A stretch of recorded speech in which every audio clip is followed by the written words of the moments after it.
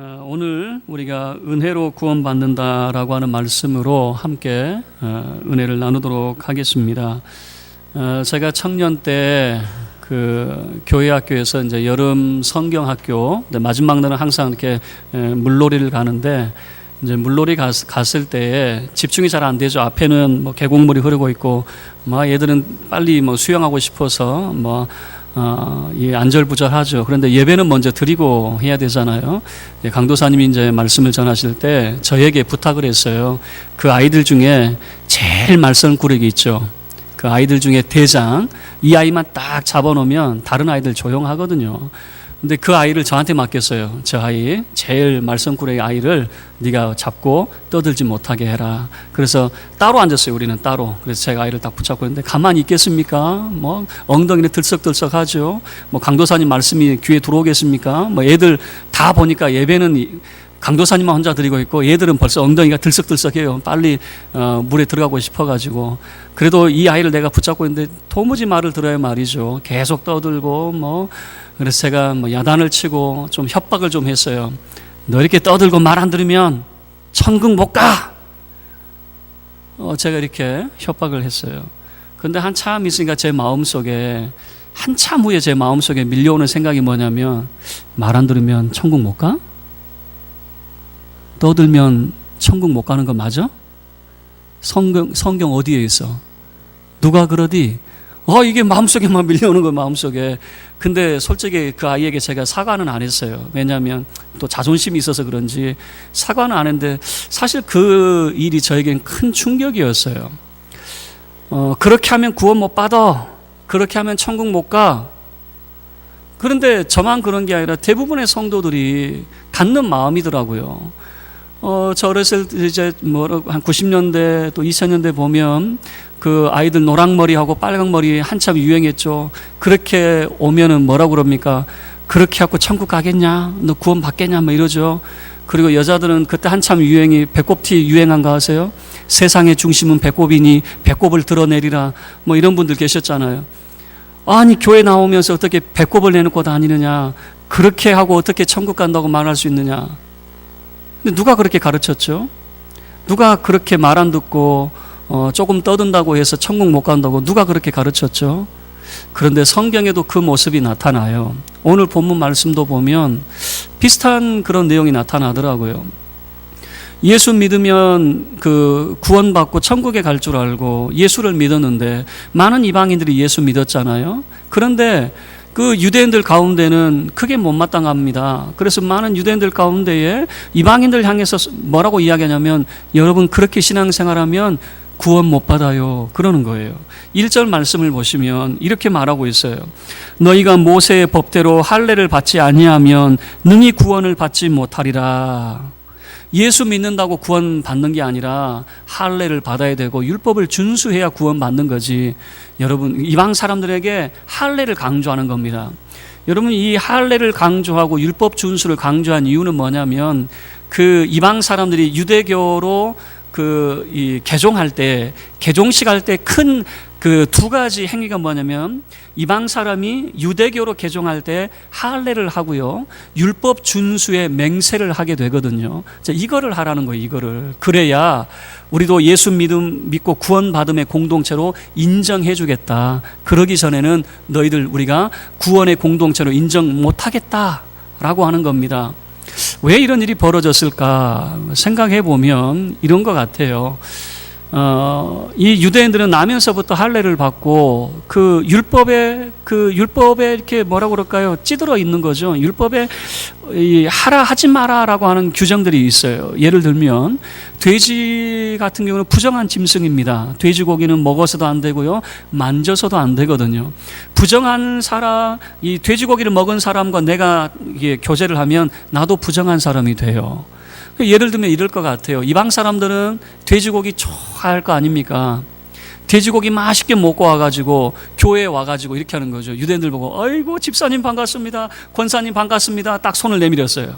그러면 유대인 집사님이 어떻게 했을까요? 그 더러운 손 나 못 만져 그랬겠죠. 교회 공동체가 이렇게 갈라졌어요. 유대인들 중심으로 그리고 이방 사람들 중심으로 이렇게 갈라졌어요. 그런데 그 이방 사람들 보고 할례를 강요했던 사람들이 1절 다시 한번 보시면 어디에서 온 사람이냐면 유대로부터 온 사람들이다 라고 하는 표현을 쓰고 있어요. 유대로부터. 그러니까 어떤 생각을 가지고 있냐면 이 사람들은 좀 정통 유대인이겠구나, 그러니까 뭔가 좀 권위가 있는 사람들이겠구나 라고 하는 그런 생각이 들겠죠. 그래서 이 시리아의 안디옥 교회가 이제 대판 난리가 났습니다. 서로 이제 다툼이 일어났어요. 2절 말씀을 보면 변론과 다툼이라고 하는 그런 표현을 쓰거든요. 바울과 바나바가 한 팀이 되고 또 유대로부터 온 이 유대인들이 한 팀이 돼가지고 서로 이렇게 변론과 다툼을 일으키는 겁니다. 바울과 바나바는 왜 이방 사람들에게 할례를 받게 합니까? 믿음으로 충분한데, 예수 믿음으로 우리가 구원받는 거지 무슨 할례 받는다고 구원받습니까? 그건 다 부질없는 것이고 필요 없는 것입니다. 바울과 바나바가 이야기하면 아니요 그러겠죠. 아니요. 그 유대로부터 온 그 유대인들이 계속해서 이방 사람들이 할례 받고 율법을 준수해야 구원받는다, 이렇게 주장을 하겠죠. 얼마나 격론이 붙었던지 이건 도저히 해결이 안 되는 겁니다. 그래서 이 시리아의 안디옥 교회가 그 문제를 해결하기 위해서 그들이 결정을 내려요. 어떤 결정을 내리냐면 당신들 더 이상 싸우지 말고, 한쪽에서는 할례를 받아야 된다, 한쪽에서 할례를 받지 않아야 된다. 당신들 그렇게 말해가지고는 우리가 해결이 안 되니까, 자, 우리가 예루살렘으로 사람을 보냅시다. 예루살렘으로 사람을 보내가지고 예루살렘 총회가 예루살렘에 있는 우리 신앙의 그런 선배들, 그 어르신들이 결정하는 대로 우리가 따릅시다. 그렇게 결정을 내리는 거죠. 우리는 더 이상 다투지 말고 예루살렘에서 어떻게 결정하든지 그 결정대로 할 테니까 우리는 싸움 그만하고 예루살렘으로 사람을 보냅시다. 마치 뭐 이런 것 같아요. 교회 내에서는 해결이 안 되니까 총회로 가지고 올라가가지고 우리 합동총회 이제 우리가 질의를 해가지고 답변을 주면 그대로 행하겠다, 이제 이렇게 결론을 내린 것 같아요. 자, 이 문제를 해결하기 위해서 바울과 바나바를 중심으로 몇 사람이 이제 예루살렘으로 내려왔어요. 그래서 사도행전 15장의 별칭은 뭐냐면 예루살렘 총회라고 하는 별칭이 붙어 있어요. 자, 이 이방인들에게 할례를 줘야 되느냐, 할례를 행하도록 해야 되느냐 말아야 되느냐라고 하는 이 문제 때문에 예루살렘 총회가 열리게 된다라고 하는 거죠. 어떤 결정을 내리게 되었을까? 이 예루살렘도 발칵 뒤집힙니다. 이 문제 때문에. 왜냐하면 자, 예루살렘을 한번 생각해 보세요. 이 예루살렘은 이방 사람들에 대해서 한 번도 생각을 해본 적이 없어요. 왜냐하면 전부 다 유대인들이니까.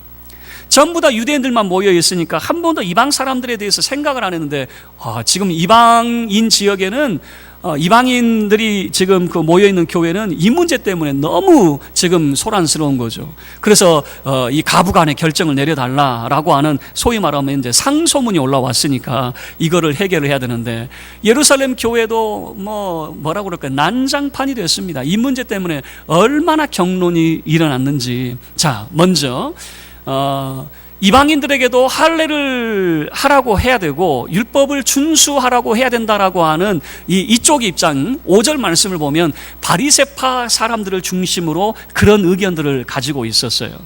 그래서 5절 말씀을 보시면 이방 사람들에게 할례를 해야 된다. 자, 이렇게 이야기하고 있어요. 이방인에게 할례를 행하고 모세 율법을 지키라 명하는 것이 마땅하다.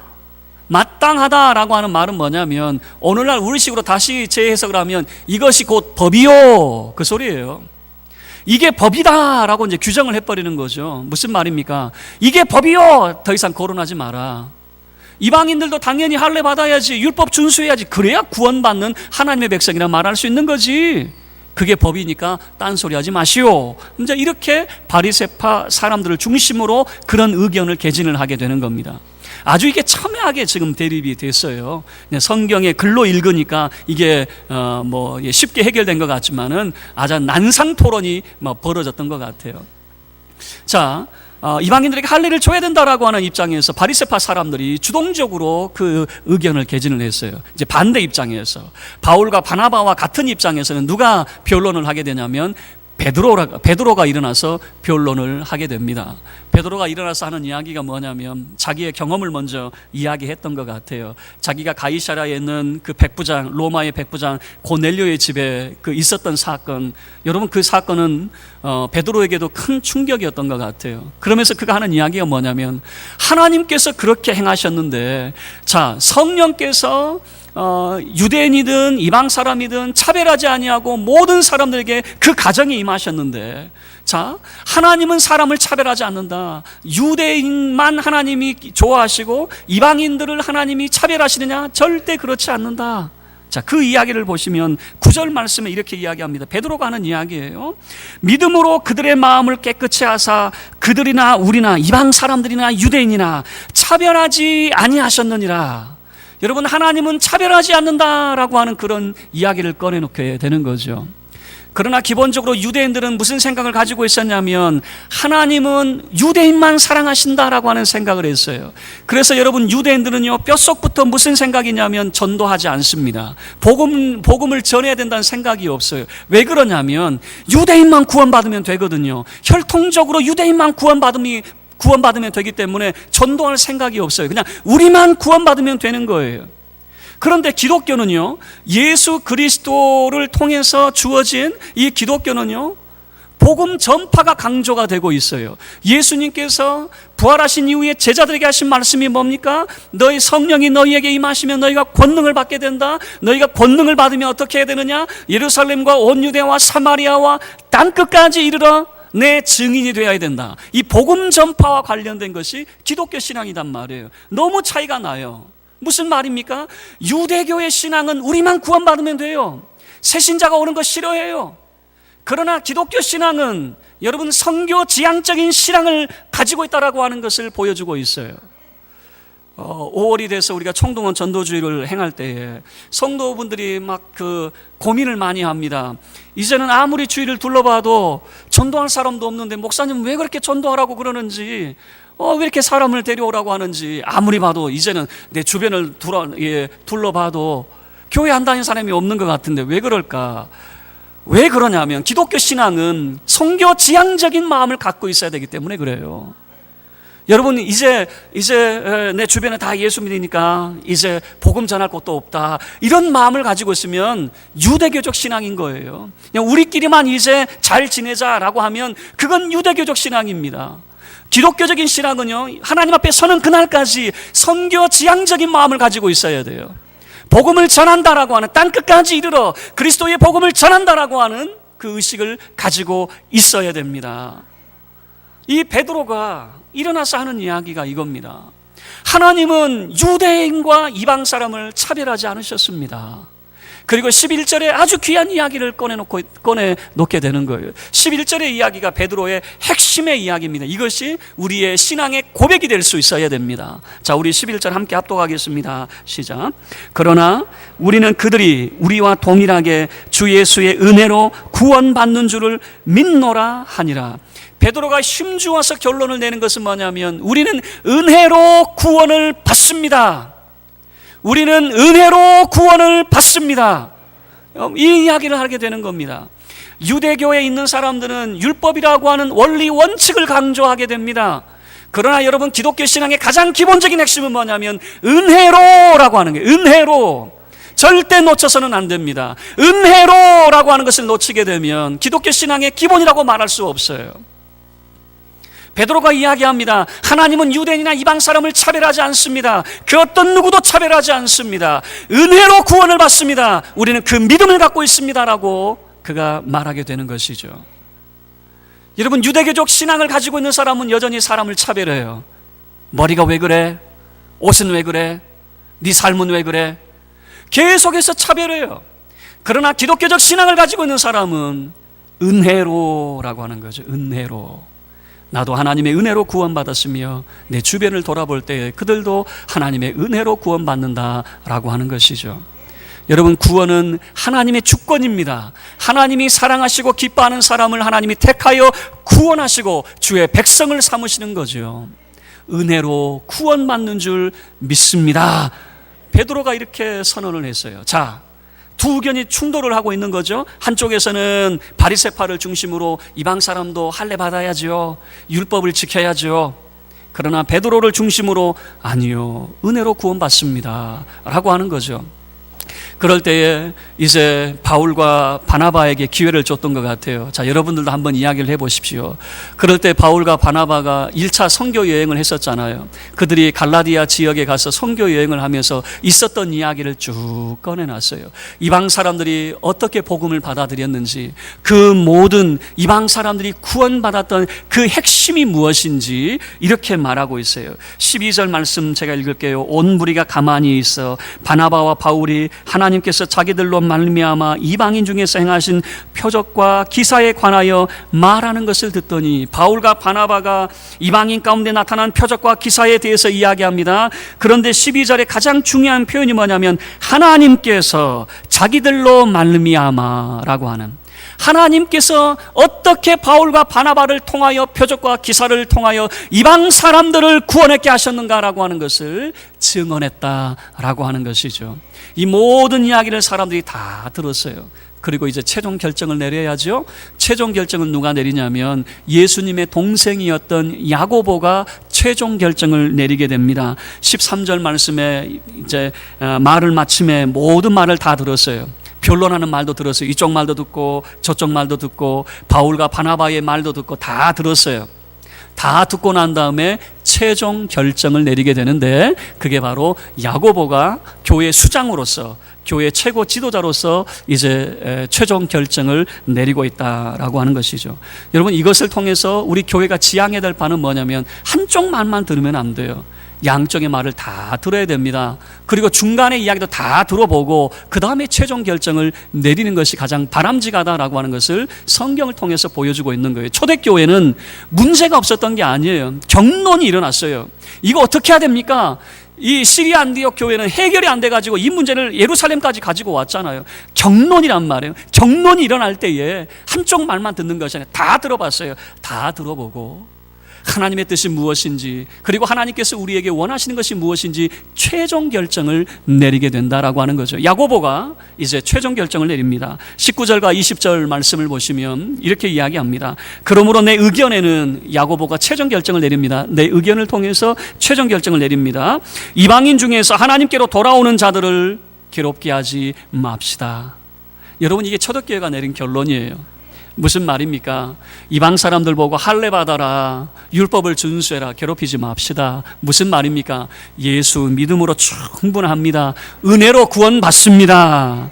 이것을 최종 결정 내리게 되는 거죠. 이미 성경이 이것을 다 최종 결정을 내렸어요. 그런데 여전히 아직까지 말 안 들으면 천국 못 가, 그렇게 도끼 눈 뜨면 돼요? 안 돼요? 안 돼요. 그건 지극히 잘못된 거예요. 은혜로 구원받습니다. 은혜로 구원받습니다. 이것을 우리가 고백할 수 있어야 되겠죠. 그러면 우리가 은혜로 구원받으면 이제 내 삶을 멋대로 살아도 됩니까? 그렇지 않지요. 20절 말씀에는 그래도 권면을 합니다. 이것은 하지 마십시오. 이방 사람들에게 이것만큼은 여러분들이 금하셔야 됩니다라고 하는 중요한 4가지를 소개를 하고 있습니다. 그 첫 번째는 우상의 제물. 우상의 제물이 뭡니까? 신전에 바쳐진 제물. 여러분, 그건 너무 심취하고 그거 먹지 마십시오라고 하는 것이, 대놓고 먹지 마십시오라고 하는 거죠. 예전에 제가 어렸을 때 제 옆집이 무당집이었어요. 무당집. 그런데 옆집이니까 친했을까요? 안 친했을까요? 옆집인데 옛날에는 그래도 옆집에 누가 사는지 정도는 알고 있었잖아요. 그분이 굿만 하고 나면 우리 집에 꼭 과일을 갖다 줘요. 우리 집에 과일을 갖다 주면, 이제 과일이 있으니까, 여러분, 굿할 때 올리는 과일은 제일 좋은 것만 올린 것 같아요. 제일 비싼 것만. 근데 문제는 뭐냐면 꼭 이거 끝이 딱 잘려져 있어요. 저는 얼마나 고민이 되는지, 이거 먹어야 돼요? 말아야 돼요? 이게 붙어 있으면 그래도 이거 안 올린 건가 보다 하고 싹 먹겠는데, 왜 그걸 잘라놓냔 말이에요. 잘라놓고 그거를 딱 우리한테 줘가지고 먹으라고 하는지.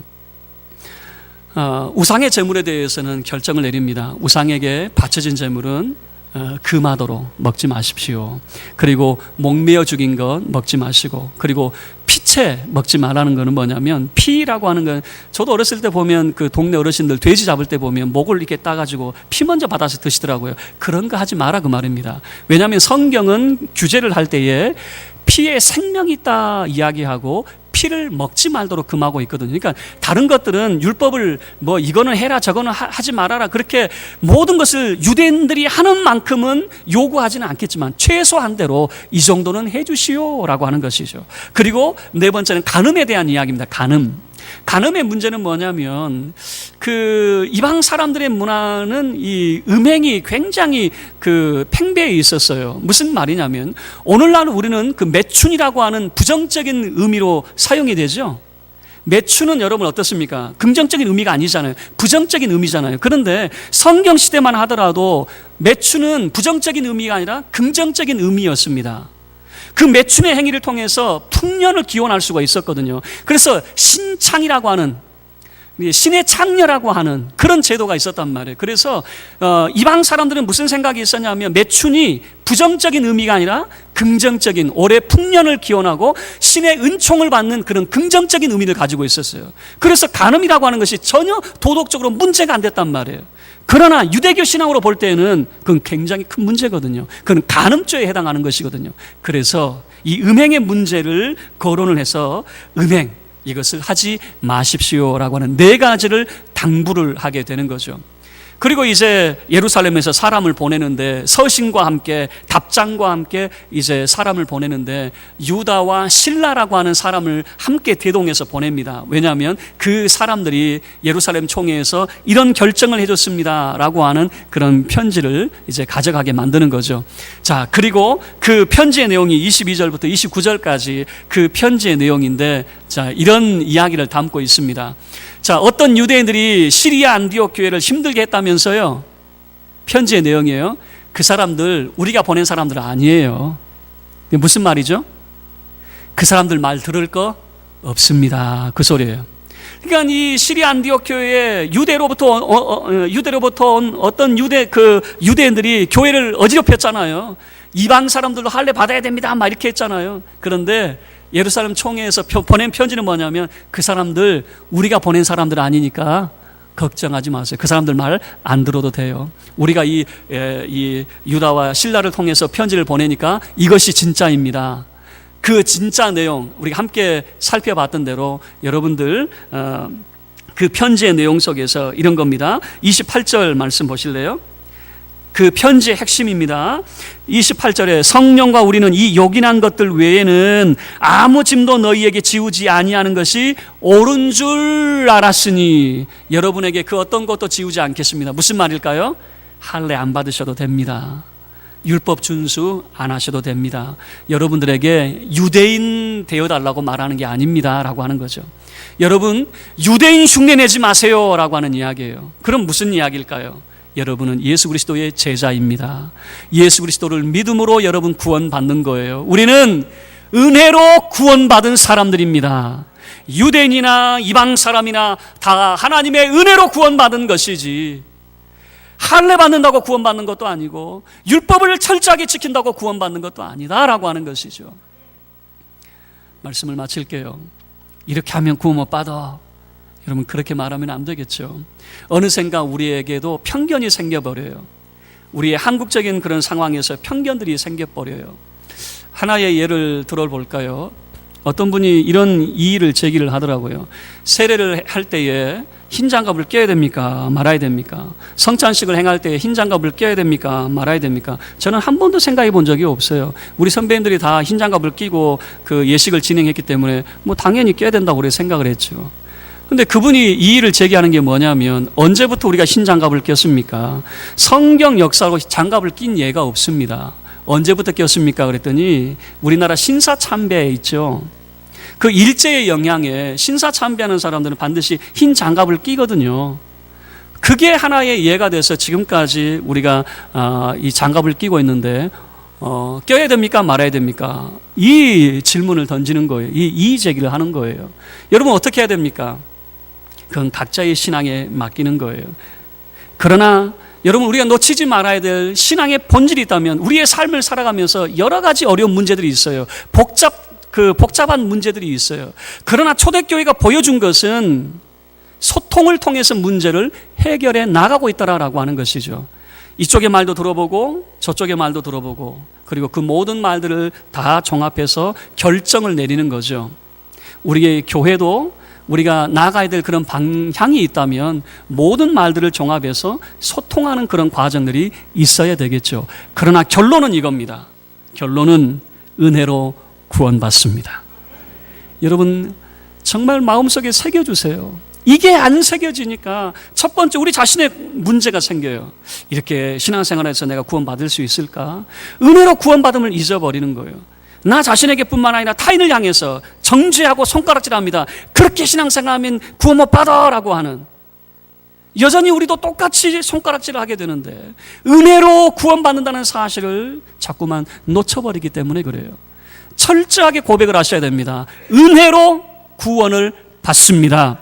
저와 여러분이 은혜로 구원받는 그 믿음을 가지고 참으로 주께서 맡겨주신 그 사역들을 성실히 감당해 나가고 교회 공동체를 참으로 이루어 나가는, 무엇보다 우리끼리만 잘 살면 되지가 아니라 선교 지향적인 마음을 가지고 주의 은총을 땅끝까지 전파하는 저와 여러분의 삶이 되기를 주의 이름으로 축원합니다. 우리 모두 자리에서 일어서서 함께